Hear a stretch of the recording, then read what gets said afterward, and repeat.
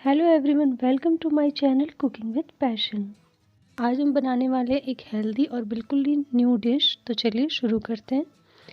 इसे बनाने के लिए हमने लिया है 1 कटोरी मटर, छील लिया है हमने मटर को, और 2 गाजर लिए हैं हमने।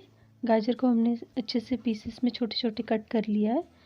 सर्दियों में गाजर और मटर दोनों ही ईजीली अवेलेबल होते हैं।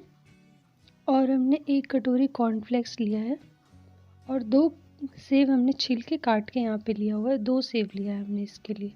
तो हमें इन चीज़ों की ज़रूरत होगी ये डिश बनाने के लिए। और हमने यहाँ पे टमाटर की प्यूरी ली है। सबसे पहले आपको टमाटर को उबाल लेना है, उसके बाद उसे मिक्सर ग्राइंडर में पीस लेना है। तो यहाँ पे प्यूरी रेडी है। इसको बनाने के लिए आप 4 टमाटर ले लीजिएगा।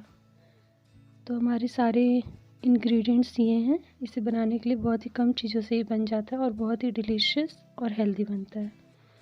सबसे पहले आपको कढ़ाई में 2 चम्मच घी डाल देना है। जब घी थोड़ा गर्म हो जाए तो आपको इसमें जीरा डाल देना है। फिर हम इसमें कटी हुई मिर्च डाल देंगे। 1 मिर्च डाल दीजिएगा आप, हरी मिर्च काट। फिर हम इसमें जो हमने मटर ली थी 1 कटोरी वो डालेंगे, और फिर गाजर डालेंगे, और इसे अब अच्छी तरह से हम 5 मिनट के लिए पकने के लिए छोड़ देंगे ढक के। इसे अच्छे से आप मिला लीजिए। फिर आप इसे ढक के छोड़ दीजिए 5 मिनट के लिए, ताकि ये अच्छे से पक जाए और जो गाजर है और मटर है वो अच्छे से गल जाए। यहाँ मैंने ढक दिया है 5 मिनट के लिए। अब हम इसे छोड़ देंगे, और फिर हम इसमें जो हमने सेब काट के रखे थे 2, वो भी इसमें डाल देंगे और इसे भी अच्छे से मिक्स कर लेंगे।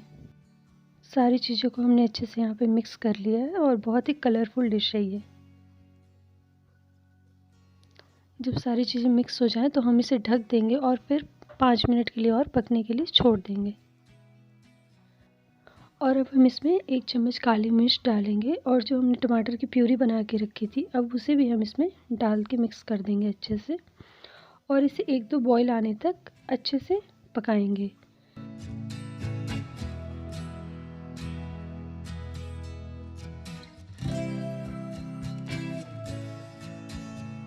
और अब हम इसमें 1 चम्मच नमक डाल देंगे। यहाँ मैंने नमक डाल दिया 1 चम्मच।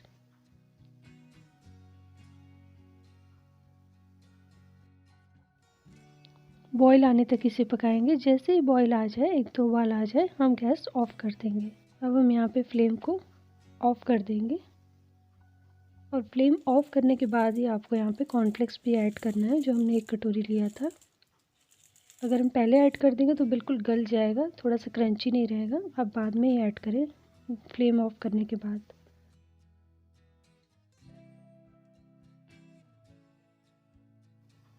और अब हम इसमें डालेंगे बारीक कटा हुआ धनिया। इससे टेस्ट भी इन्हेंस हो जाएगा और बहुत अच्छी खुशबू भी आती है धनिया की। तो हमने अब सारी चीज़ों को मिक्स कर देना है, और फिर अब हम इसे सर्व करेंगे। बहुत ही कलरफुल बनता है ये देखने में, और हेल्दी तो बहुत ही ज़्यादा है ये। इसमें सारी हेल्दी चीज़ें डाली है हमने।